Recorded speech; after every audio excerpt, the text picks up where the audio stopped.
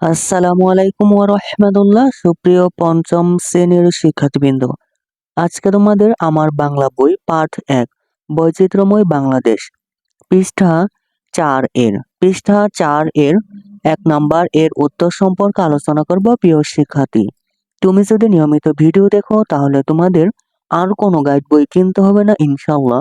সুতরাং চ্যানেলটি এখনই সাবস্ক্রাইব করে পাশে থাকতে পারো। চলো শুরু করা যাক। ১ নাম্বার হচ্ছে বর্ণ সাজিয়ে শব্দ লিখি। বর্ণ সাজিয়ে শব্দ লিখি। প্রথমে আমরা বর্ণটি শুদ্ধভাবে সাজিয়ে শব্দ লিখেছে তা তোমরা দেখে নিতে পারো। জন্মভূমি, প্রথম শব্দ, প্রথম বর্ণ সাজিয়ে লিখেছে জন্মভূমি। দ্বিতীয় বর্ণ সাজিয়ে উত্তর লিখেছে শারীরিক।